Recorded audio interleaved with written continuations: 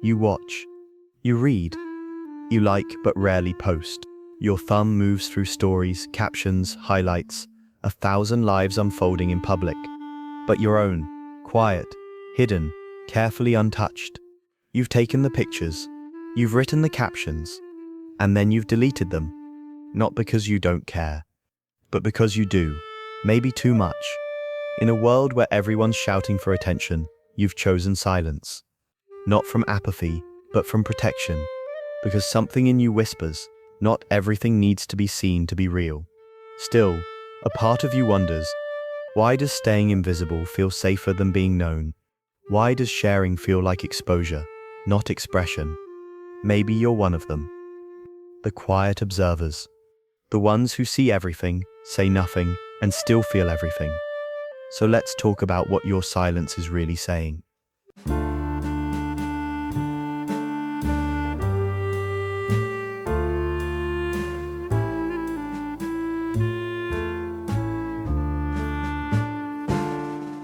You learned early that privacy is safety. That quiet meant control. That really speaking could be dangerous. Maybe you were laughed at for being too sensitive. Maybe someone twisted your words, made you regret opening up. Or maybe no one listened at all. So you started keeping things in. Not out of pride, but protection. Because when the world felt unpredictable, silence became your armor. Every unposted thought, every deleted draft, a small act of self-defense. It's not that you don't want to be seen. It's that being seen once cost you something. Judgment, rejection, misunderstanding.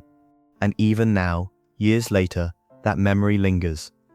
Each time your finger hovers over the post button, you feel it, that old tension between wanting connection and fearing exposure. So you stay quiet. Not because you have nothing to say, but because you once learned that saying too much could hurt. Your silence isn't emptiness. It's intelligence. It's survival. It's the language you built to keep yourself safe in a world that didn't always feel safe to you. You scroll quietly. You see everyone's updates, their smiles, their trips, their milestones. You care, you notice, but you don't react. Your finger hovers over the comment box. Then you erase it. You type a caption, something honest, something small, and then delete the whole post an hour later. You replay your own words before they even exist. What if they think I'm showing off? What if no one likes it? What if I sound weird? So you share nothing. Not because you lack stories, but because you edit yourself out of them. Sometimes you convince yourself you prefer it this way. Doesn't Mike Pleibenobs? You convince it know. The peace, the privacy, the freedom from comparison. And maybe that's true, but there's also a quiet ache underneath. A wish to be known without performing, to exist online without proving your worth. It's a strange mix, isn't it? Invisible yet seen, peaceful yet lonely. You're not alone in that contradiction. It's the hidden signature of people who learn to survive by staying small. There's a comfort in staying quiet. No noise, no pressure, no need to perform. You don't compare yourself to others as much. You avoid the petty arguments, the fake perfection, the endless chase for likes. You get to keep control over your image, your privacy, your peace. But every comfort carries a cost. Silence may protect you from rejection, but it can also protect you from connection. You built a quiet garden, safe, calm, untouched. But maybe somewhere along the way, you locked the gate too tight. Because while no one can hurt you in there, no one can really find you either. The peace you've built is real, but so is the loneliness that hides beneath it. It's not that you need to start oversharing or broadcasting your life. It's not about posting more, it's about expressing differently. There's a middle ground between exposure and erasure, between silence and self-abandonment. You can learn to open the gate just enough, to let in air, light, maybe even trust. Because peace shouldn't isolate you. It should hold you while you connect. Your privacy was once protection. Now it can become your power if you learn how to share it safely. Maybe you remember this. You came home proud of something, a drawing, a grade, a story. You showed it with excitement, waiting for warmth. but what you got instead was a shrug. Or worse, don't brag. Moments like that teach you things. Not through words, but through feeling. You learn that being seen can sting. That attention can turn to judgment fast. So you start keeping your joy small, your feelings quieter, your stories hidden. You learn to protect your world by keeping it private, to process pain alone, to celebrate silently.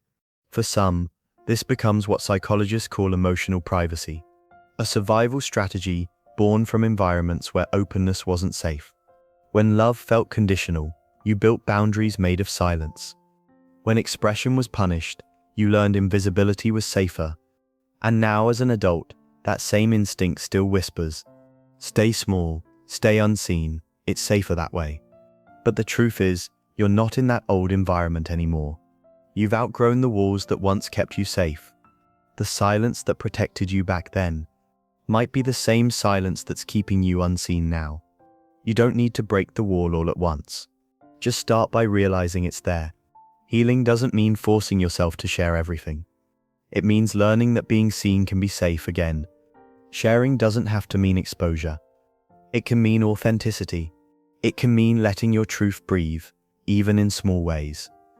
You can start quietly. Write a journal entry that no one will read. Leave a kind comment on someone's post. Share a quote that feels like you, without explaining why. These are small steps toward reclaiming your voice.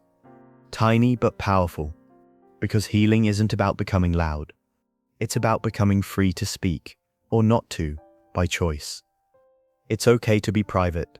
It's okay to move slow. You don't have to prove your existence by posting it. What matters is that your silence comes from peace, not fear.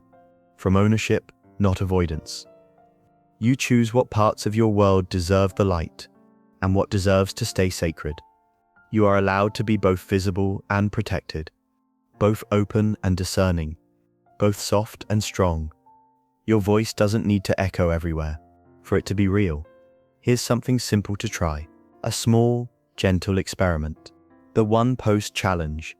Post one thing, something that feels light, not loaded. A sunset, a lyric, a quiet thought you'd normally keep to yourself. No filters, no overthinking, no checking likes. Just post and leave it there. Then, pause. Notice what happens inside you. Does your chest tighten? Do you feel relief? Do you want to delete it? This isn't about attention. It's about awareness. Don't perform, just notice. You're not testing how others react. You're learning how you respond to being seen.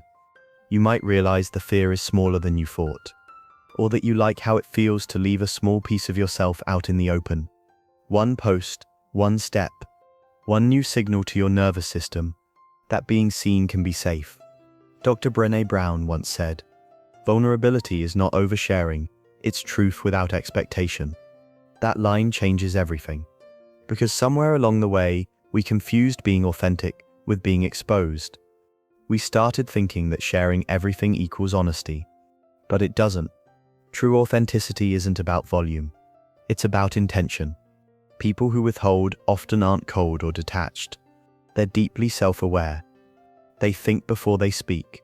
They feel before they post. That's not emotional distance. That's emotional intelligence. Privacy and connection aren't opposites. They're partners, two parts of the same balance. You can be private and connected. You can have boundaries and intimacy. You can choose when to open the window and when to close it. So maybe it's not about silence at all. Maybe it's about sincerity. There's nothing wrong with being private, nothing broken about your quiet. You've simply learned to find peace in places others overlook. Your worth was never meant to depend on a screen, or a like, or a comment. Your presence still matters, even in silence. Because real connection isn't built from posts. It's built from presence. You can speak when it feels right. You can rest when it doesn't. You can choose when your world opens, and when it stays sacred. There's strength in stillness. There's honesty in restraint. And there's beauty in being the one who listens before speaking. You don't need to prove you're alive by posting your life. You don't need to document your joy for it to be real. You don't have to post to exist. You already do. So stay soft, stay sincere, and remember, your silence was never emptiness. It was wisdom all along.